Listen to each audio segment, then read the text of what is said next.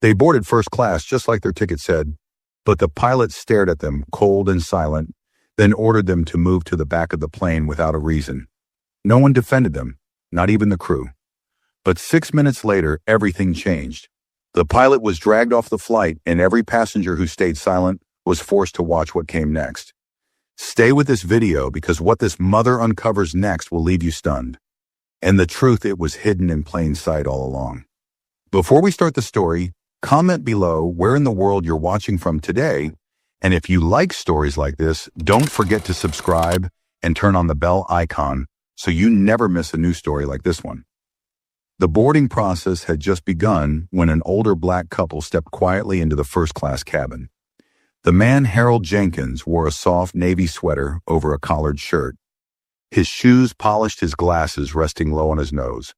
His wife, Doreen, followed just behind him, dressed in a long beige coat with a silk scarf neatly tied at her neck. They moved calmly, their pace unhurried, like people who had earned the right to take up space without asking for permission. They found their seats 2C and 2D and began settling in. Harold adjusted the window shade, while Doreen gently slid her purse under the seat in front of her. This trip wasn't for business or some luxury getaway. It was for something far more personal. Their youngest daughter had just been promoted to director at a publishing firm, and she was hosting a small family dinner in Boston. It had taken years of hard work and long hours for her to get there, and Harold and Doreen wouldn't have missed it for the world. Their daughter had even insisted they fly first class as a gift. It wasn't something they usually did. But she had said, "You two deserve it for everything." So they accepted, humbly, quietly. Doreen pulled out a crossword puzzle from her bag. Harold reached for the seat belt and clicked it into place. The cabin around them bustled softly, flight attendants offering drinks, passengers stowing bags. The usual sounds before takeoff. Nothing seemed out of place. Until the cockpit door opened, the pilot stepped out. His name was Captain Riley, and he had flown for the airline nearly 20 years. He was tall, clean-shaven, with gray hair combed precisely and a uniform pressed so stiff it looked like it had never been worn. He didn't smile, he didn't glance at anyone else. His eyes locked on Harold and Doreen like he had been waiting for them. He walked over without a word of greeting. "I need to see your boarding passes," he said flatly. Doreen looked up confused. "We already gave them at the gate." Riley didn't blink. "I need to see them again. These seats are reserved for first-class passengers." Harold, still calm, reached into his sweater pocket and handed over both passes. Riley barely glanced at them. He didn't scan the QR codes, didn't check the names, just stared at them for a beat, then shook his head. "You'll need to move," he said. "These aren't your seats." Doreen's brow furrowed. "Sir, they are. We booked them weeks ago. Our daughter, I'm not asking again." Riley cut her off louder now. "Either you move to coach or this flight doesn't leave." The cabin went still. A man in 1B lowered his phone. A woman 2 rows up slowly turned her head, then looked away just as quickly. No one spoke. No one offered help. No flight attendant stepped forward. They all heard what was said, but acted like they didn't. Harold stood up slowly. His face didn't show outrage, only quiet resolve. Doreen rose too gently, placing her scarf back around her neck. She held his arm steady but shaken. Not a word came from anyone else in the cabin as they walked past the rows of silent passengers.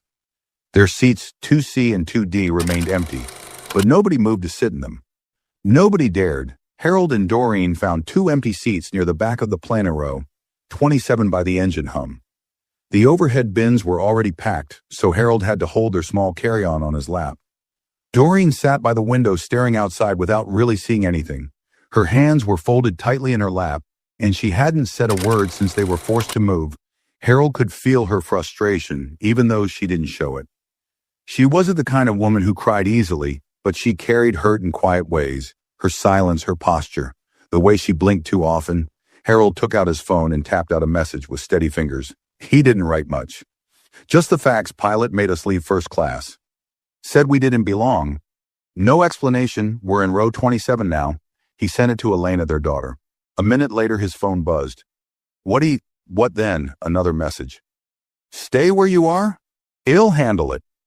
Harold read her words and exhaled slowly. He tucked the phone back into his pocket and glanced at Doreen, who was still staring outside, her lips pressed together. He reached for her hand and gave it a gentle squeeze. She didn't look at him, but her fingers curled around his.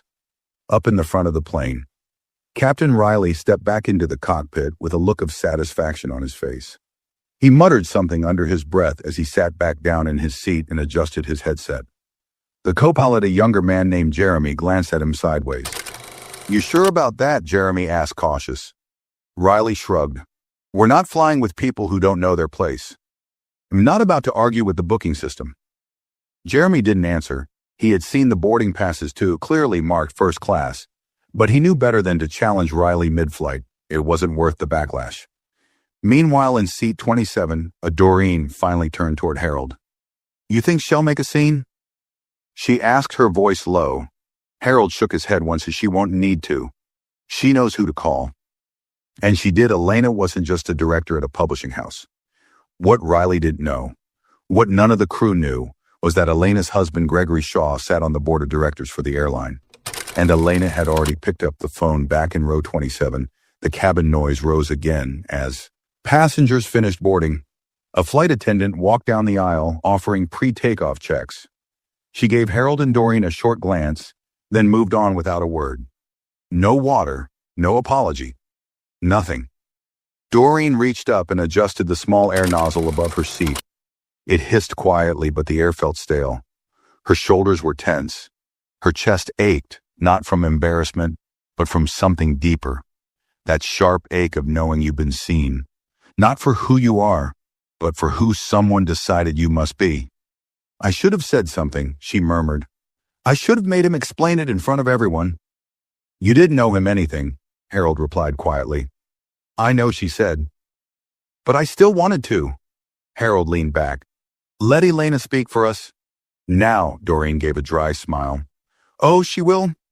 Meanwhile, Elena's phone was pressed tightly to her ear. She had locked herself inside her office and was speaking to Marcy Geller, the airline's director of flight operations. Marcy had worked with Gregory before. She also knew Elena was the type to exaggerate. Elena's voice was steady, but underneath the surface was fire. "My parents were in their assigned first-class seats. The pilot personally removed them without cause.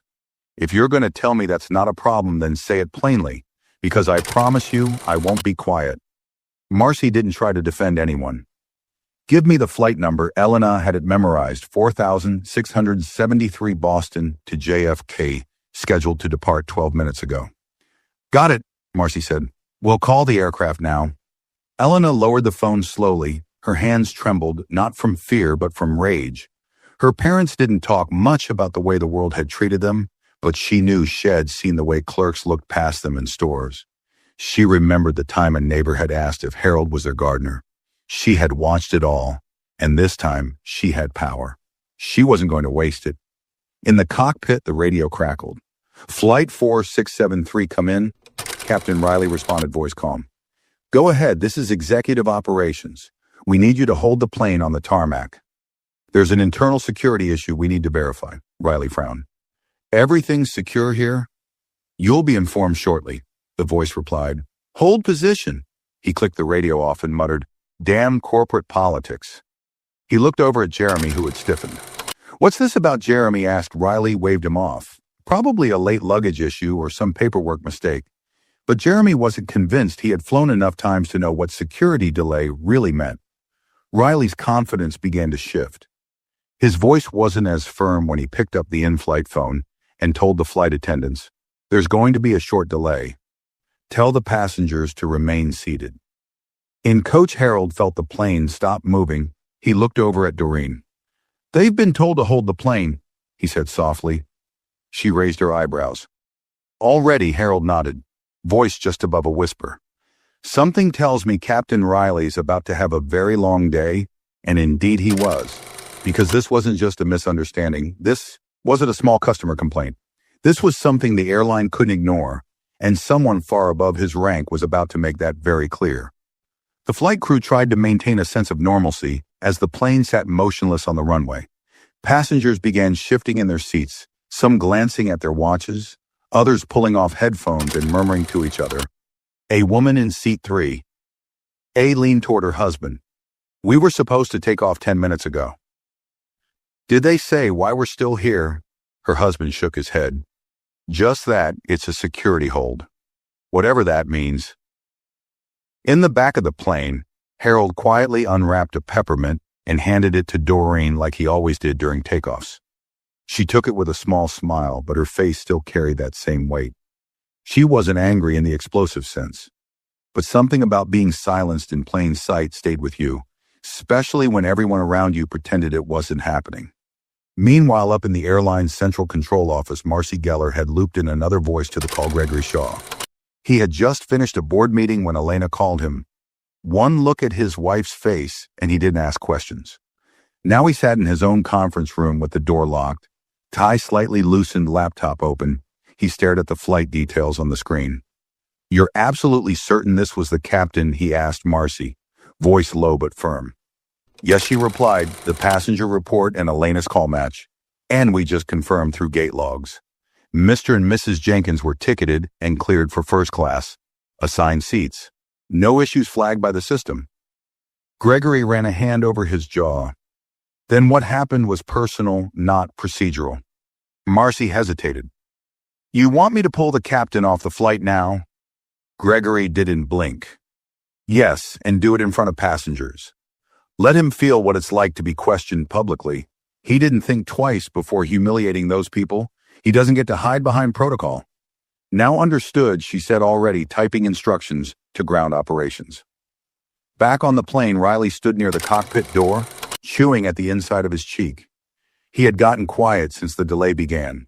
Something didn't feel right. He was a man who trusted control, and when things slipped out of his hands, his mood soured fast. Jeremy was watching him now, closer than before. You sure you want to just stand there? He asked carefully. They didn't give us a time for how long. Well, be grounded. Riley didn't answer. He was trying to act unfazed, but the pressure had started to build. Every minute the plane stayed still, his sense of command shrank a little more. Then came the knock, a quick, firm series of raps on the cockpit door. The lead flight attendant, Cheryl, opened it slightly and stepped inside. Captain, she said, eyes flicking briefly toward Jeremy. There's someone from airport security at the front. He says he needs to speak with you. Now Riley's brow furrowed. Security for what? Cheryl didn't respond. She simply held the door open. Passengers near. The front watched as a tall man in a black airport security uniform stepped onto the plane. He didn't smile. He didn't introduce himself to the crew. He simply looked at Riley and asked one question. Are you Captain Riley? Yes, Riley said slowly. You'll need to step off the aircraft immediately. You've been removed from duty. Gasps rippled through the cabin. One man actually turned in his seat to get a better look. A teenage girl across the aisle took off her earbuds. Frozen, Riley stiffened. Excuse me? The officer's voice didn't change. This is a direct order from airline executive control. Please gather your things, passengers began whispering. The tension spread like wildfire. Riley looked around the cabin as if searching for someone to defend him. But no one stood up. No one spoke on his behalf. The same silence he had once used against Harold and Doreen now circled him like a rope tightening. Cheryl stepped aside, letting the officer through. Riley's mouth twitched. For a second he looked like he might refuse. But then, realizing the uniform and the authority behind it, he nodded stiffly and walked out of the cockpit. Down in row 27, Harold sat up straighter.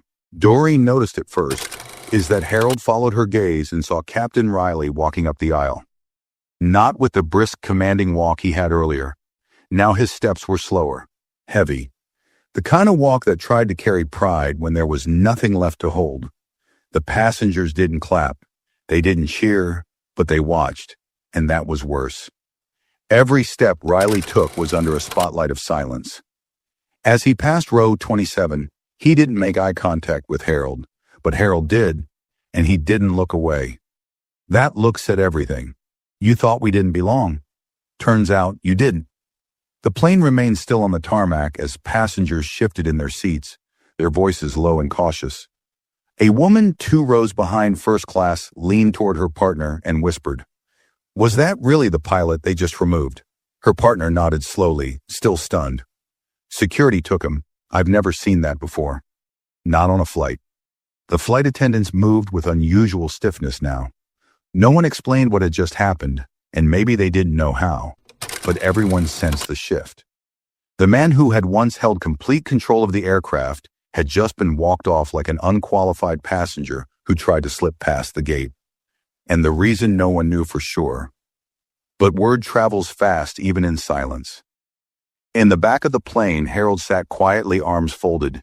He hadn't spoken since Riley passed him. Not out of smugness. He wasn't that kind of man, but because something had settled inside him. Something hard to name. It wasn't revenge, and it wasn't peace. It was a strange stillness, like watching a door finally close that had been open for too long. Doreen reached into her purse and pulled out a small notebook. She didn't write in it, but just held it in her lap the way she always did when her thoughts felt too big to carry around in her head. She didn't speak either, but her expression had changed. Her chin was lifted, her back straightened, her presence, even seated near the very back of the plane, began to feel bigger. At the front of the cabin, Cheryl picked up the intercom with trembling fingers. It wasn't often that a flight leader had to address a full cabin after a pilot had been removed in front of passengers. She cleared her throat gently. "Ladies and gentlemen, thank you for your patience. We've had a brief change in flight command. Another pilot will be boarding shortly and, well, be on our way soon. We apologize for the delay." She said nothing more. The speaker clicked off and the cabin remained hushed. Less than 2 minutes later, the new pilot arrived. A woman this time. Captain Dana Reeves, with a calm presence and a professional smile that didn't feel forced. She greeted Cheryl first, then walked straight into the cockpit. No show, no dramatics. She knew what she was stepping into and didn't waste time pretending otherwise. Back in row 27, Doreen finally spoke. "I wonder if the new captain even knows what just happened." Harold glanced toward the front. "I think she knows enough, and that's what matters." He picked up his phone, noticing a text from Elena Hess off the plane. "I got confirmation from Gregor you're staying right where you are for now, but someone's coming to you soon." Harold read the message twice, then turned the screen so Doreen could see. "She says someone's coming." Doreen narrowed her eyes. "Who?" Harold shrugged. "Doesn't say." But before they had time to wonder, the curtain between first class and coach pulled back. A tall man in a gray blazer and dark slacks walked past the rows, slowly scanning seat numbers. His hair was closely cropped and he carried himself with quiet authority. He stopped beside row 27. "Mr. and Mrs. Jenkins," Doreen turned slightly unsure. "Yes," Harold answered. The man gave a polite nod. "I'm from flight operations. I'd like to escort you back to your original seats in first class."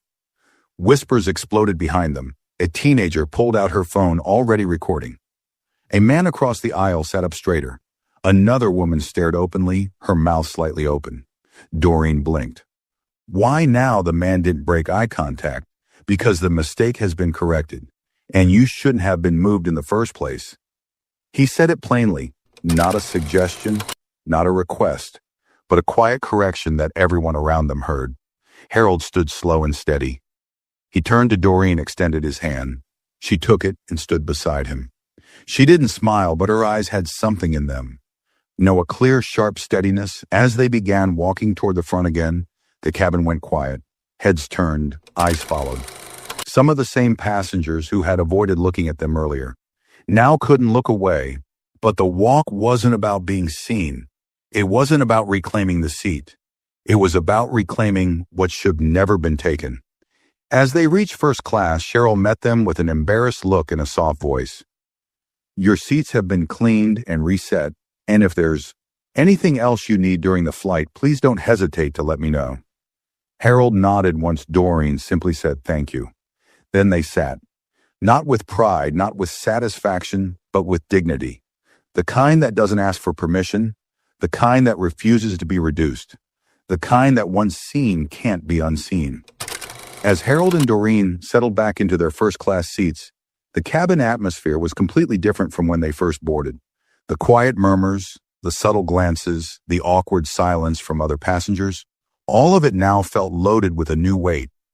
The same passengers who had looked through them earlier now struggled to look them in the eye. Some turned away quickly, pretending to read. Others kept stealing quick glances as if trying to read the situation or perhaps their own guilt. A man seated diagonally across the aisle, wearing a tailored suit and gold cufflinks, cleared his throat softly and leaned forward slightly. "I saw what happened," he said, not quite making eye contact. "It wasn't right. Just wanted to say that Harold didn't respond right away." He turned his head and studied the man for a second. "Then why didn't you say that earlier?" Harold asked, calm but direct. The man blinked, taken off guard. "I didn't know what was going on." "You knew enough," Doreen added quietly, not even looking at him. The man nodded and leaned back into his seat. Silence, not insulted. Just forced to sit with the truth.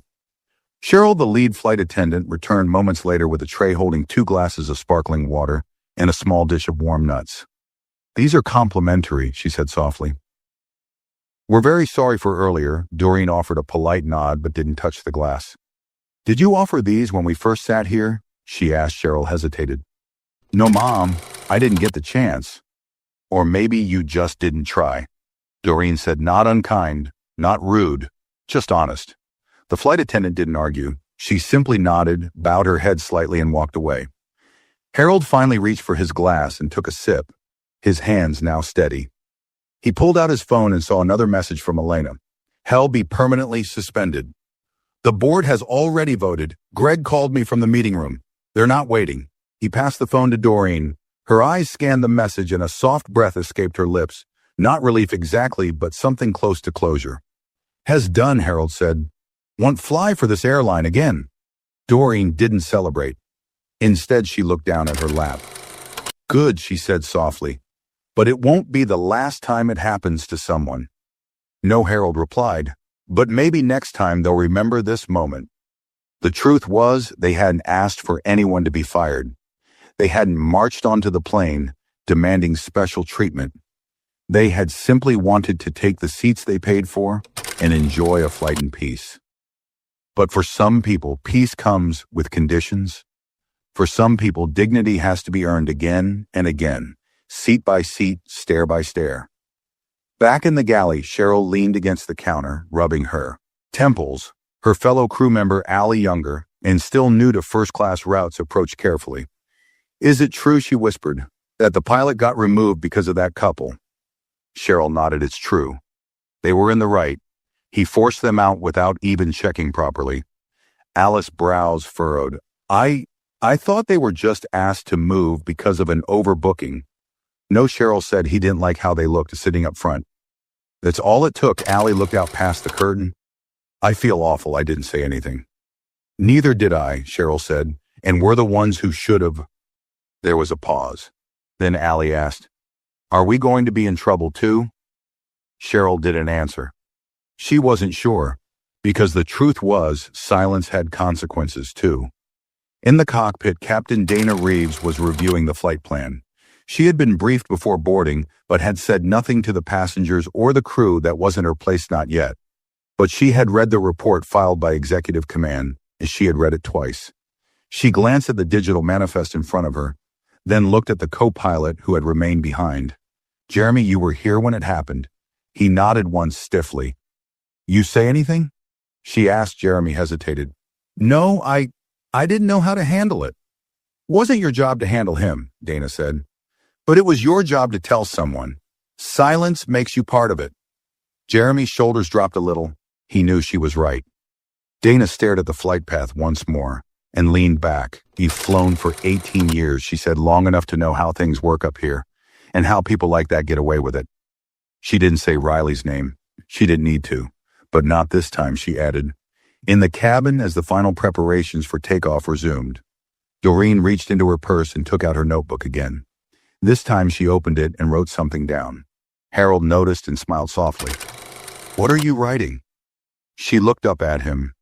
"Just a reminder," she said, "of how silence can be louder than a voice, and how power only changes when someone dares to use theirs." He looked out the window as the plane began to roll forward. Neither of them wanted this kind of attention, but now that it had come, they weren't going to pretend it hadn't happened. They would carry it with them, not with bitterness, but with clarity. And maybe someone else on that flight would too. The plane was finally airborne. A smooth ascent, no turbulence. The captain's voice came over the intercom briefly with a professional tone. We've reached cruising altitude. Sit back, relax, and thank you again for your patience. The announcement was standard, but the mood inside the cabin was anything but.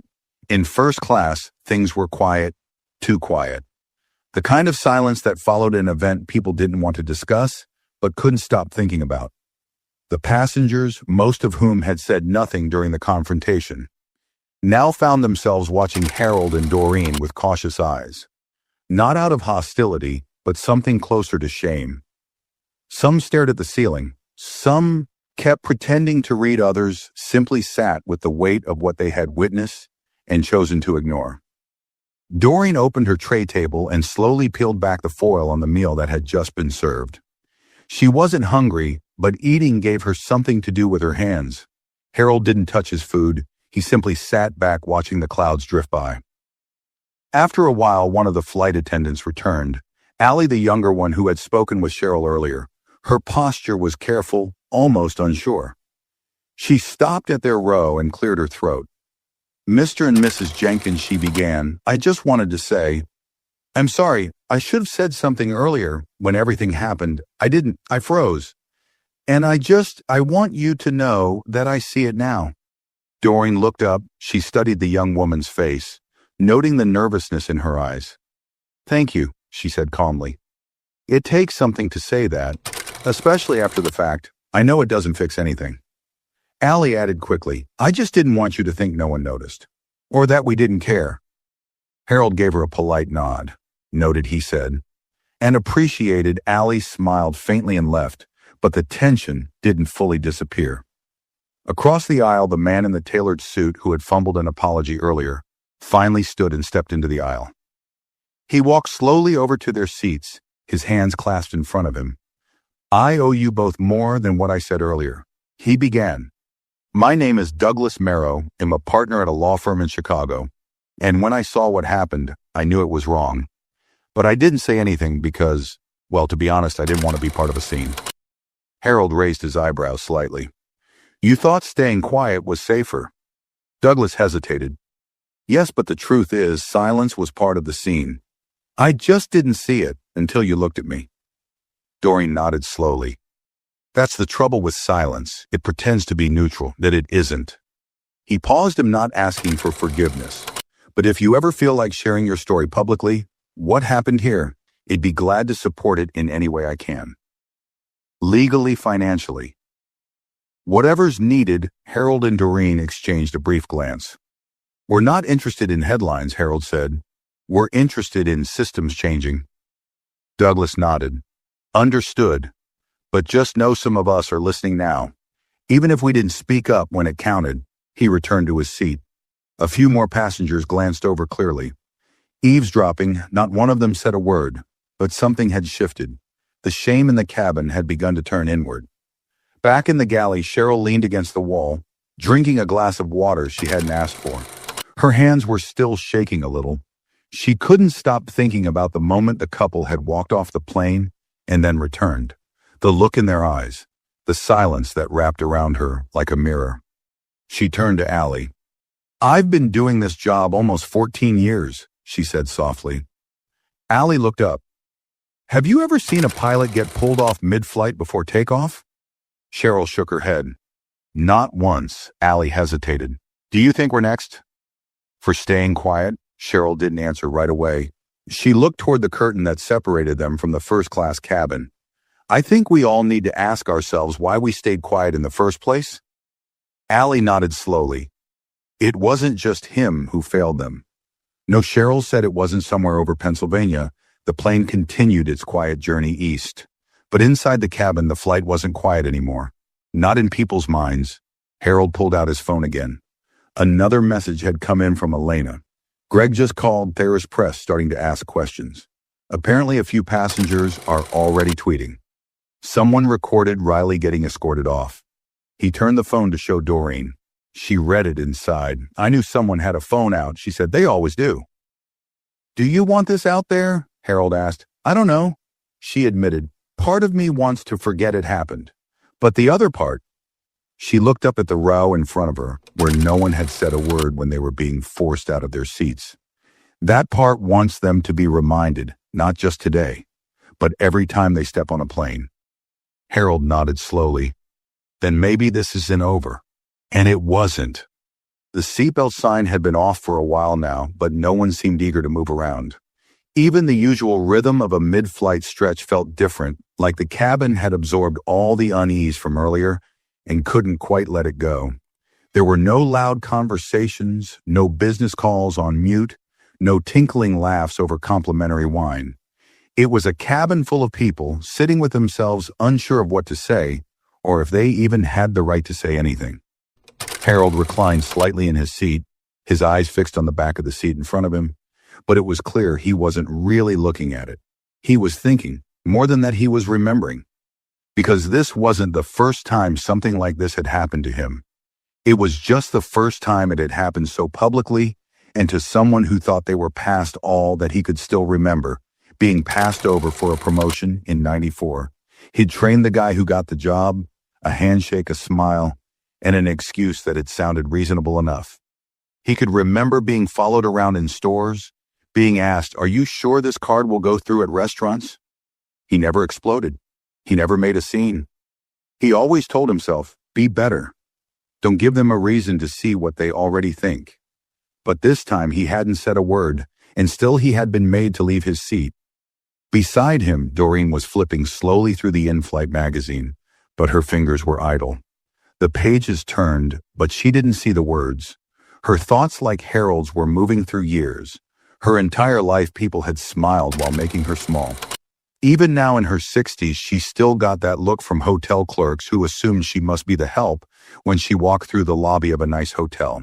Still had to answer questions like, "Oh, are you in the right line at the airport?" even while wearing a gold bracelet that cost more than most people's luggage. And now that same insult had come from a man with wings on his chest, an authority in his walk, acting like she and Harold had wandered into a place they didn't belong. She closed the magazine with a snap. Her voice was quiet but clear. "We paid for those seats. We arrived on time. We were polite and none of it mattered." Harold didn't respond right away. "You think people on this flight learned something?" she asked. He shrugged slightly.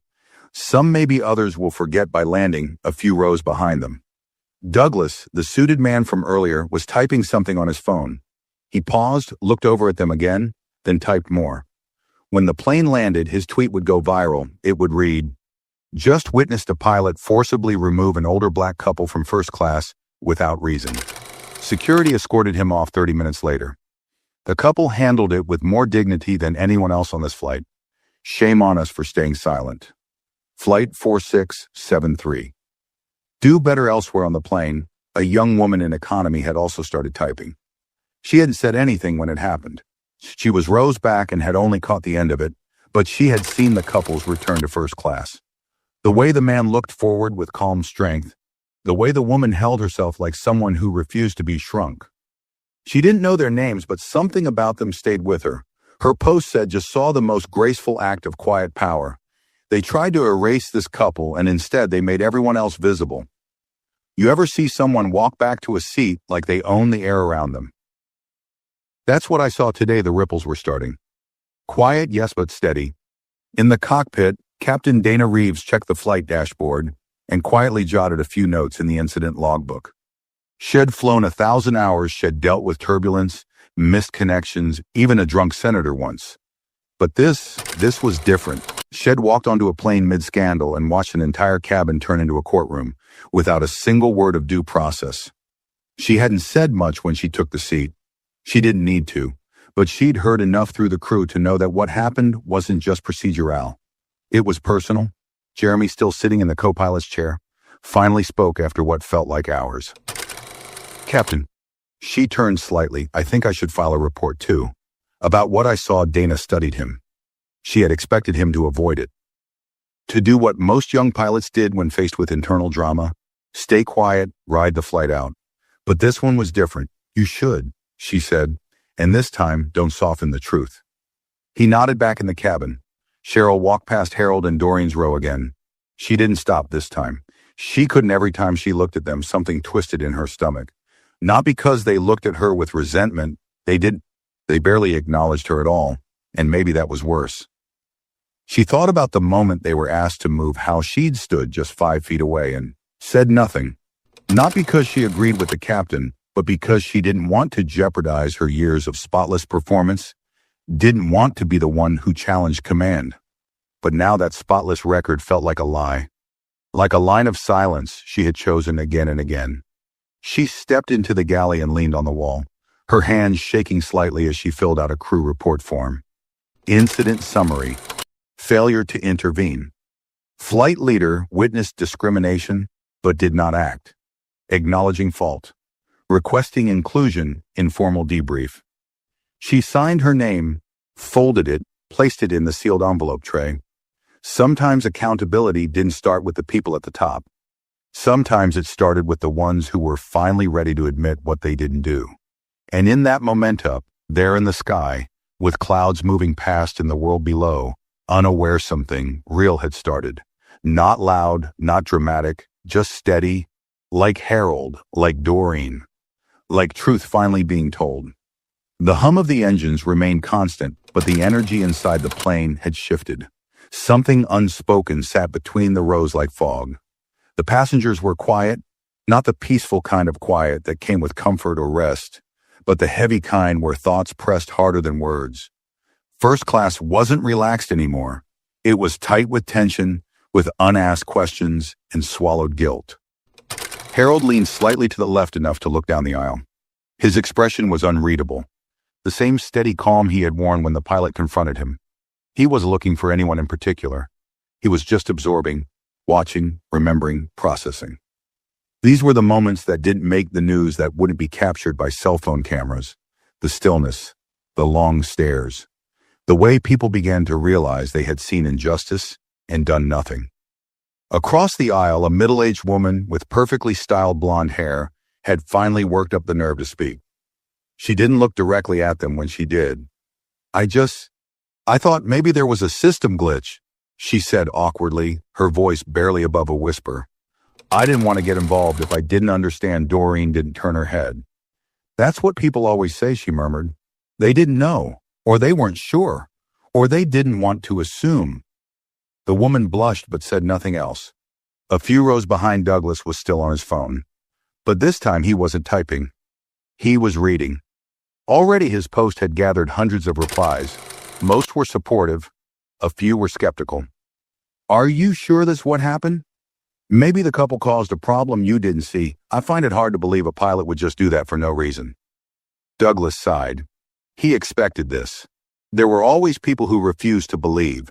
Quiet racism existed. People who thought if someone wasn't shouting slurs, then maybe it wasn't so bad. People who needed the injustice to be loud to recognize it. But Douglas had seen enough now, and he had seen it quietly. He looked up and watched Harold reach into his coat and pull out a small notebook of his own, brown leather worn on the edges.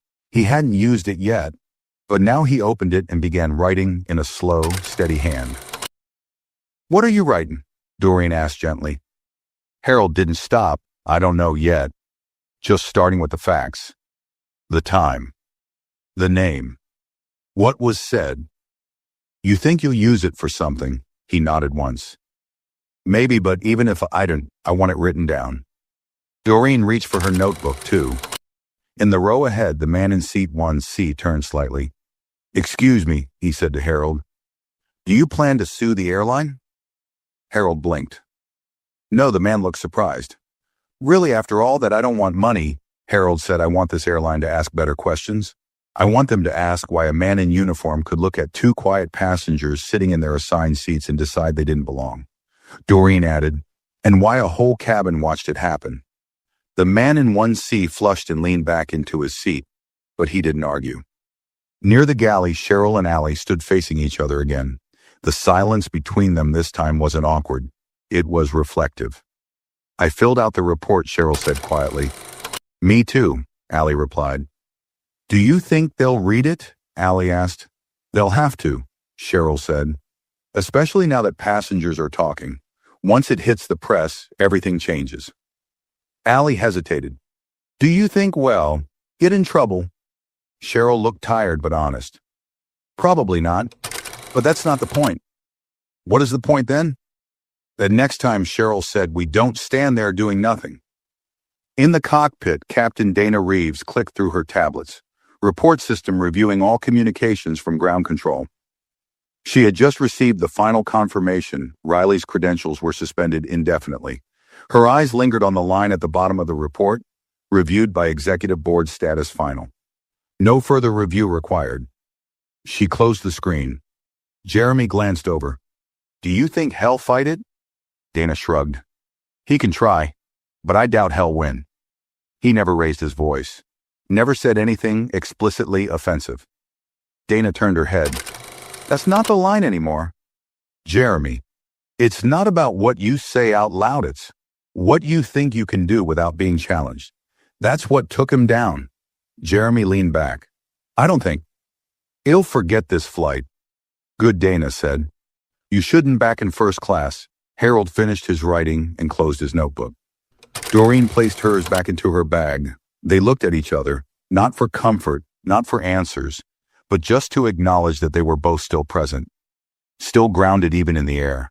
The truth was, they were tired, not just from this flight, but from decades of moments like this. But they had learned to carry that tiredness without bitterness, and maybe that was their greatest strength. They didn't need to yell. They didn't need to retaliate. They just needed people to finally see. And this time they had. For the first time on this plane, everyone knew who didn't belong here, and it wasn't them. The descent announcement came an hour later, but the atmosphere inside the cabin had never really relaxed. It felt as though everyone had been holding their breath, not because of turbulence or a bumpy ride, but because of the lingering weight of what they had witnessed, as the captain's calm voice echoed through the speaker system, instructing everyone to fasten seatbelts and prepare for landing. A collective shift happened. Passengers adjusted their seats, folded their trays, but the tension stayed. Harold adjusted his belt without looking away from the window. The sun was starting to set over the city below, casting a golden line across the clouds. He always loved this view. The way the sky made everything on the ground seem smaller, almost quiet. But this time it didn't feel peaceful, not after what had happened. Not after the silent complicity from the very people now pretending to read safety cards or look busy with seat adjustments. Doreen's voice broke through the hush, soft but firm. "You think they'll ever talk about this after we land?" Harold took a moment. Maybe to someone, but not in the way it happened. Not truthfully, she nodded, unsurprised. "They'll soften it, remove themselves from it. Say they weren't sure what was going on. They'll say they didn't want to get involved. That's always the excuse," she said. "Even for people in power, they wait until they're safe before they decide it mattered." In the cockpit, Captain Dana Reeves finished logging her report into the internal system. She had been methodical not just with the flight controls, but with her words. The final line in her entry read, "Flight crew failed to intervene when a racially motivated judgment removed valid passengers. In my view, the previous captain acted outside protocol, professionalism, and basic decency." She hit submit. Then she looked at Jeremy, who was pale but focused. "You ready for the landing?" He nodded. "You okay?" He looked uncertain for a moment, then he said, "I've flown with him before, never saw it like that." Dana raised an eyebrow. "Or maybe you just never had to." He didn't answer. In row 27, Cheryl checked her checklist, once again, ticking boxes with automatic precision. But she couldn't stop glancing up the aisle. Her eyes kept landing on Harold and Doreen. She didn't know what to say. She didn't know if she was allowed to say anything now. The moment had come and gone, and she hadn't spoken when it counted. The plane dipped slightly, starting its final descent. Seatbelt signs were on trays, locked window, shades mostly open. A usual landing, except nothing about this flight was usual anymore. In seat 1, A. Douglas took another glance at his phone. His earlier tweet had now been shared by multiple reporters. One had even replied asking for his contact. He felt conflicted, not because he regretted speaking up, but because it had taken this for him to say something at all. He was a lawyer, a man who claimed to care about rights, justice, fairness. Yet here in a moment where two innocent people had been shamed for nothing but existing in the wrong seats, he had frozen just like everyone else. He looked across the aisle at Harold and Doreen. They didn't look angry. They didn't look defeated. They just looked tired. Not the kind of tired that came from a long flight, but the kind that had been building for years, decades behind them. Passengers were quietly watching too. Some replayed the moment Riley was escorted off. Some scrolled through Twitter and realized this story was already moving beyond the cabin. A few whispered to seatmates. Others stared straight ahead, pretending they didn't know they had been part of something shameful. The landing gear unfolded with a dull mechanical thud. The plane's wheels touched the runway. Seconds later, a light bounce, then the slow braking motion as the aircraft rolled toward the gate. Still no one said a word. It was the quietest landing most of them had ever experienced. As the plane pulled up to the gate and the engines began to power down, the final announcement came through the intercom. Ladies and gentlemen, welcome to New York. The local time is 6:42 p.m. Please remain seated until the captain turns off the seatbelt sign and the doors are opened. Thank you for flying with us today. The seatbelt sign dinged off, but no one rushed to stand. They all looked forward toward the first-class cabin because at the front of the aircraft, the door opened and two security officers stepped in. Not loud, not harsh, just present. Passengers didn't need to ask why, they already knew. The officer in front scanned the cabin, then made eye contact with Cheryl. "We're here for a post-flight escort," he said quietly. "We've been asked to speak with a crew member who removed the passengers from their original seats before takeoff." Cheryl glanced toward the cockpit, her throat tight. "Has not here anymore." She said he was removed before departure. The officer nodded, calm but unreadable. "We were also told to follow up with the crew who witnessed the event and failed to report it in the moment." Her heart skipped. She looked back toward Allie, who stood frozen halfway down the galley. Passengers were now wide-eyed. They weren't sure if this was about justice or blame, but it didn't matter. The silence had shifted again. One officer stayed behind to speak with the flight crew. The other walked slowly down the aisle, stopping beside Harold and Doreen's. "Row you, Mr. and Mrs. Jenkins?" Harold nodded once. "Yes, I've been asked to escort you personally to the executive lounge. There's someone waiting to speak with you." Harold and Doreen stood calmly. Not a single person spoke as they collected their things. Not one person offered a hand. Not one person apologized again. But every person watched as they walked forward, just as they had earlier in the flight. The silence followed them, but this time it didn't feel like erasure. It felt like recognition. They didn't smile. They didn't nod. They simply walked with dignity, with presence, with the weight of every quiet injustice they had ever carried, and everyone they no longer would.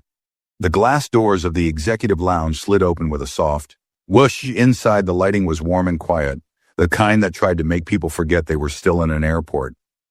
Plush chairs lined the perimeter, sleek modern tables sat untouched, and the faint scent of fresh coffee lingered in the air. Harold and Doreen stepped in their carry-on, trailing silently behind them. The officer who had escorted them paused just inside the entrance and nodded toward the far end of the room. "Hez waiting for you, just over there." Harold followed the officer's gesture. Sitting at the corner table was a man in a crisp charcoal suit, silver at his temples, and a face that looked both composed and exhausted. He stood the moment they approached and extended a hand. "Mr. and Mrs. Jenkins, thank you for agreeing to speak with me. My name is Mark Ridley, Executive Vice President of Operations for the airline. I want to start by saying I'm deeply sorry for what happened today." Doreen looked at the offered hand but didn't take it right away. She stared at him for a long second, then finally shook it. Harold followed with a firm grip, then gestured toward the seats. They all sat. Mark cleared his throat and adjusted his tie, though it didn't need adjusting. It was the kind of motion people made when they were trying to hold control. "I won't insult your time by pretending this was a misunderstanding." He began. "Captain Riley acted inappropriately and unprofessionally. He didn't verify your boarding passes. He made a judgment based solely on appearance." "And worse, no one stopped him?" Doreen raised an eyebrow. "No one," she repeated, not as a question, but as a fact. Mark nodded. "We've already reviewed security footage, internal crew messages, and passenger reports. The response from our side failed on every level, from the moment you boarded to the moment you were escorted back to your seats. And if my daughter hadn't made a phone call," Harold asked, "what would have happened?" Then Mark paused. You would have spent the entire flight in coach. We wouldn't have known. There would be no investigation. Doreen leaned forward slightly. So you're not sorry for what happened. You're sorry you got caught. Mark swallowed him sorry for both and am prepared to take real action. He reached into his leather folder and placed a printed document on the table. This is a written acknowledgement from our board. Captain Riley's credentials have been permanently revoked. He will not fly for USER or any of our partner airlines again. His actions today were a violation of protocol and our core conduct standards. Harold didn't even reach for the paper. That's a start, he said, but that's not the root of the issue. Mark nodded again, slower this time. We know that, which is why I'm also here to ask for your input, not just to patch things up, but to implement real changes. We're launching a full review of our internal bias response training. We want to expand it beyond entry-level flight crews and include senior staff captains and even our executive team. Doreen's gaze sharpened. You want us to help build the system that trains the people who ignored us. Mark didn't flinch. Yes, for a moment, neither Harold nor Doreen said anything. Then Harold asked, do you think one training session will fix this? No, Mark admitted, but we have to begin somewhere. And the only way we can begin right is by listening to the people we failed. Doreen finally reached for the document and scanned it. Will this become public? Yes, he said, we're issuing a statement within 24 hours, but we wanted to speak with you first. Privately, Harold looked him in the eye. People are going to say we're overreacting, that it wasn't that serious, that we're playing a race card. Mark nodded. They already are, but we've made the decision to move forward anyway. Doreen leaned back in her seat. And what about the crew, the ones who stood by and said nothing? There will be reviews, he said, some disciplinary, some corrective, but all mandatory. Silence settled between them again, a long, thick moment where time stretched and the air felt heavy with what couldn't be unsaid. Then Doreen asked the question no one had yet spoken aloud. Why did it take our last name to make this matter? Mark looked up slowly, because sometimes change doesn't come from outrage, it comes from shame. And today a lot of people, including me, were forced to look in a mirror they'd been avoiding. Harold nodded slowly. That's the thing about shame. It doesn't go away when the news cycle ends, it stays. Mark stood wed like to offer you a formal apology publicly. At your discretion, Doreen looked at Harold and they exchanged a wordless conversation in a glance. Then she said, well, think about it. Mark stepped away, leaving them alone with the offer, the document, and the knowledge that, for once, people in power had listened.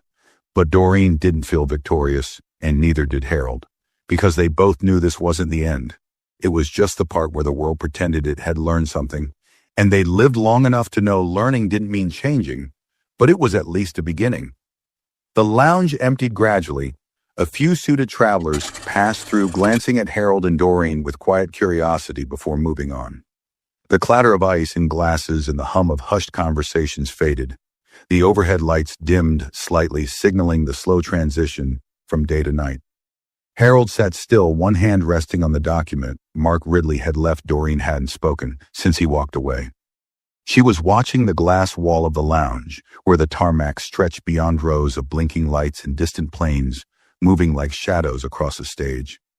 For a long moment, neither of them spoke. They didn't need to. The silence between them wasn't uncomfortable. It was reflective. The kind of silence that followed a storm, not because the weather had cleared, but because the damage had already been done.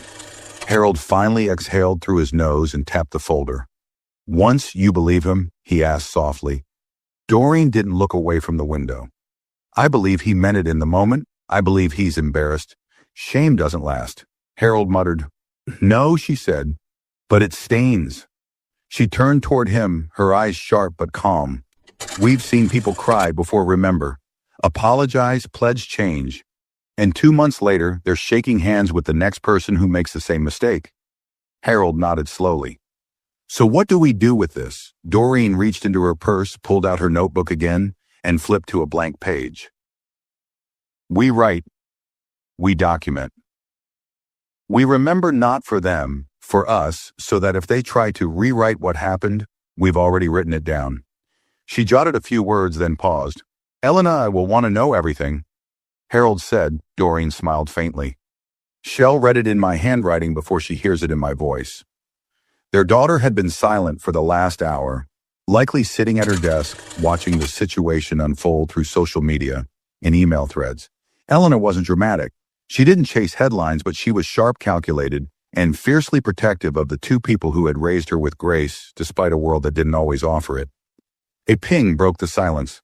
Harold glanced at his phone. Another message from Elena, Mom, Dad. There's a journalist from the Times trying to reach you. She says she wants to talk, not about what happened, but about how you responded. Harold showed the screen to Doreen. She read it once. Then again, I'm tired. She said, I know, he replied. So am I, but we don't get to be tired. Yet she added, not while they still think a silence is enough. Harold considered that. He leaned back. Letting her words settle, I'm not interested in a headline, he said. But maybe it's time they heard the story from the people who lived it. Another moment passed. Then Doreen picked up the folder again. She flipped through it slowly, carefully. Her fingers paused at the signature page, the one with Ridley's name printed neatly beneath a line that said, Accountability begins here. She scoffed softly. He thinks this is the beginning, she said. But we've been carrying this since before we could vote. This is just the part they finally noticed. Harold nodded. They think today was unusual. It wasn't, Doreen said, it was Tuesday. It was every Tuesday we've lived through. Harold placed a hand on hers gently. She didn't move away. You think we should talk to the reporter? He asked. I think, she said, we talk to whoever is willing to actually listen, but not to perform. Not for clicks. We don't owe anyone a performance. No, Harold said. But we owe Elena the truth, so she can carry it clean.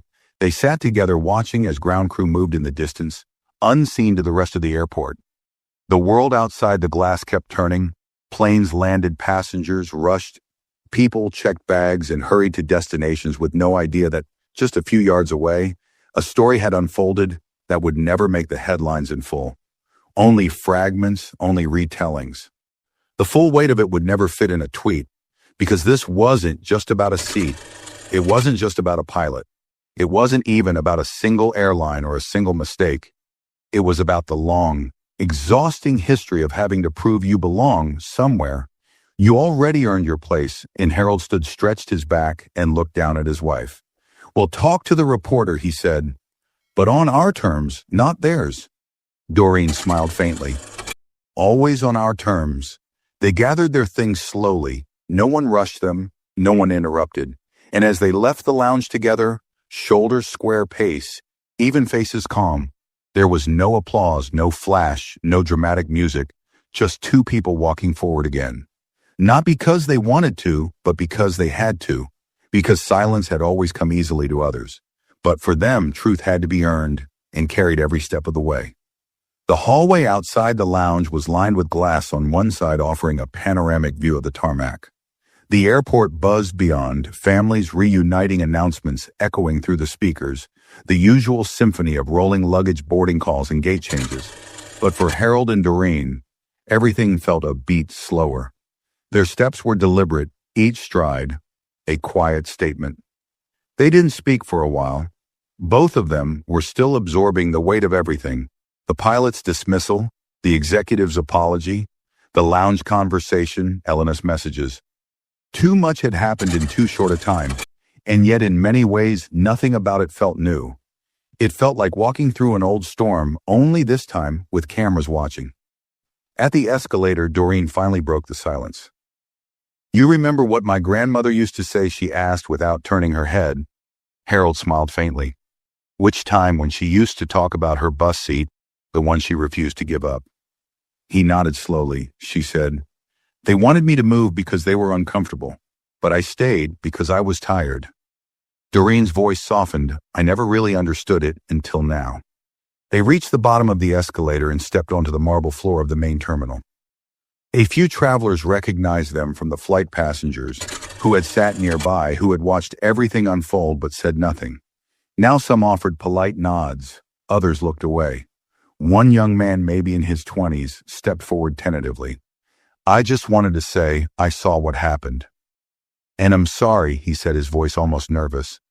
Harold studied him. His shoes were worn and his backpack was fraying at the edges, but his eyes were steady. "Thank you," Harold replied simply. The young man hesitated. "I didn't say anything on the flight. I should have, I just didn't know what to do." Doreen looked him in the eye. "Next time, say something, I will." He promised. They walked on. Elena was waiting for them at the private car pickup area. She wore a long navy coat and had her hair pulled back into a low bun. Her expression was composed, but the tightness in her jaw gave her away. She wrapped her arms around her parents as soon as they approached. "You okay?" she asked, pulling back. Harold smiled tiredly. Still standing, Elena glanced behind them, scanning the terminal. "They really removed him," "Yes," Doreen said. "And then they gave us water, apologies, and paperwork." Elena folded her arms.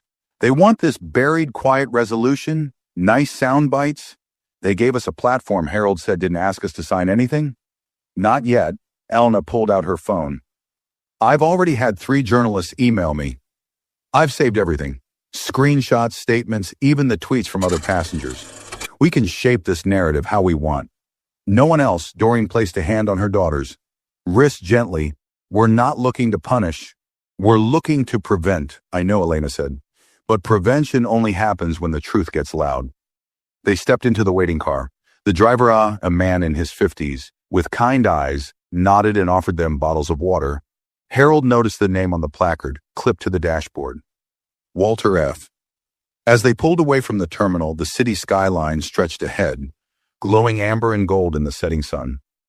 The radio was turned low, just the faint sound of strings from a classical station. Elena turned to face them from the front seat. "There's going to be backlash," she said. "Online, maybe in the press.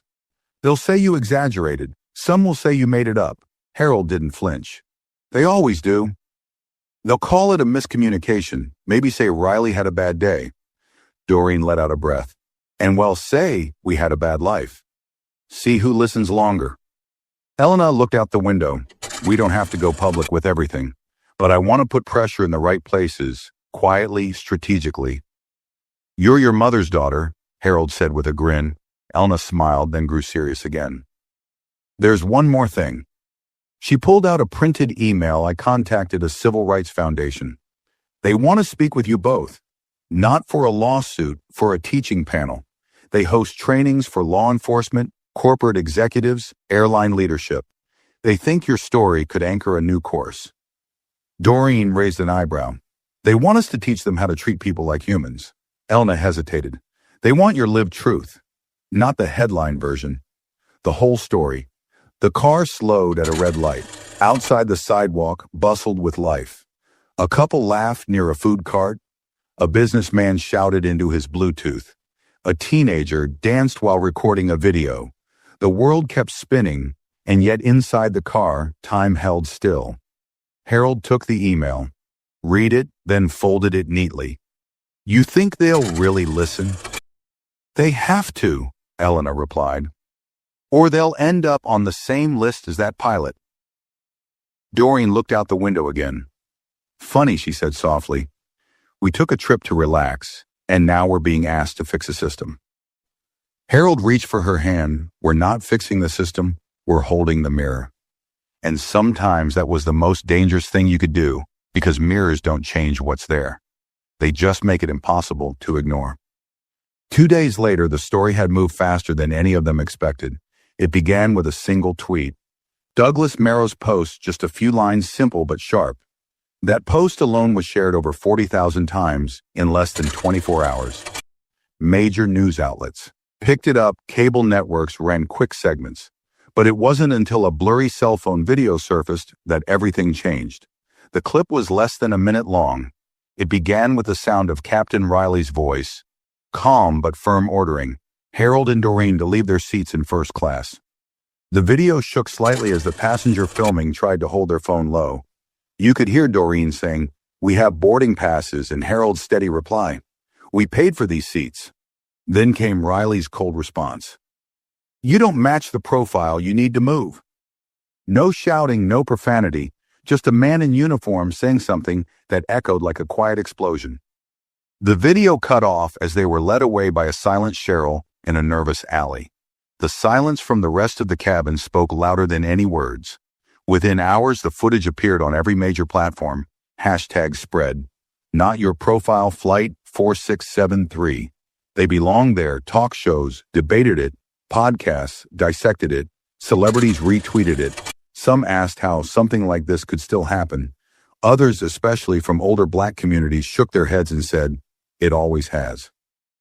Back at home, Harold and Doreen watched the coverage from their living room. Their house was modest, quiet walls, warm, lighting the smell of old books and tea lingering in the corners. Elena sat on the couch with her laptop, open messages flooding her inbox from reporters, lawyers, publicists, and advocacy organizations. Doreen muted the television. "It's strange," she said, "watching people talk about your pain, like it's a plot line." Harold gave a tired chuckle. "Today's outrage, tomorrow's scroll." Elena looked up. "That's why we control the next move. Not just for you, but for everyone who's watching this and thinking, that could have been me." Doreen stood and walked toward the window. Outside, the neighbor's kid was playing with a ball, running up and down the sidewalk, laughter echoing in bursts. The world outside hadn't changed, but inside, something had shifted. A knock on the door interrupted the moment. It was a courier, formal professional briefcase in hand. He handed Elena a sealed envelope with the airline's logo. She thanked him, closed the door, and opened it at the kitchen table. Inside was a formal invitation to speak at a corporate summit hosted by the airline's parent company. The summit was meant to address systemic inequity across all departments, hiring, crew dynamics, passenger protocol. The board wanted Harold and Doreen not as guests, but as advisors. "They want to make it right," Elena said, scanning the letter. "Or they want to be seen trying." Harold took the letter. "You think it's genuine parts of it," she said. "The rest is fear." This got bigger than they planned. Doreen returned to the table and glanced at the letter, then folded it. "We'll go," she said quietly, "but we're not there to make them feel comfortable." Elena nodded. "We shouldn't be." That evening, their phones didn't stop buzzing. A young student from Chicago sent a message. "My parents were kicked out of business class 2 years ago. No one believed them. Thank you for making them feel seen." Another message came from an elderly woman in Atlanta. 78, "I've seen too much. But when I saw you walk back to your seat on that plane, I cried. Because you didn't shrink, you stood taller." They received over 100 similar messages that night alone. Stories of silence, of quiet humiliation, of moments forgotten by the world, but burned into people's memory. Doreen replied to a few. Harold read everyone. "Maybe it's not about us anymore," he said, closing his phone. "Maybe it never was." "No," Doreen agreed. "It's about all the times this happened without a camera, without a headline, without anyone being believed." "And now?" Elena asked. "Now," Harold said, "we speak for the people who never got a second look, let alone a second chance." The following day, the three of them arrived at the airline's headquarters. They walked past glass walls and polished floors, through corridors filled with executives in designer suits. Some looked down, others nodded awkwardly. They were escorted into a boardroom with a long oak table and 12 men and women seated in silence. The room had the energy of people trying to look confident, but fearing what was about to happen. Mark Ridley was already there. He gestured toward the seats and said, "Thank you for coming." Doreen didn't smile, she sat. So did Harold. Elena remained standing, placing a folder on the table. "We're not here for show," Elena said. "We're here for terms." The air grew still. Harold leaned forward. "First term. This doesn't get buried once the news cycle ends. You build a program, not a presentation." Doreen added. "Second, you include us in the decision-making process, not just as representatives, but as witnesses to a system you ignored for too long." Elena opened the folder. "Third, you allocate funds, not hush money investment, in training and hiring and community listening sessions. You put your profits where your apologies are." The board members exchanged looks. One man tried to clear his throat and speak, but Ridley raised his hand. "We accept the terms," he said, "with one addition, that this isn't a one-time engagement, that you stay involved for the long run." Doreen leaned back. "That depends on what?" asked a woman at the table. "On whether this company has finally learned the difference between reaction and responsibility." Harold nodded. Because we've seen too many people react. Few take responsibility. The boardroom fell silent again, but this time it wasn't avoidance.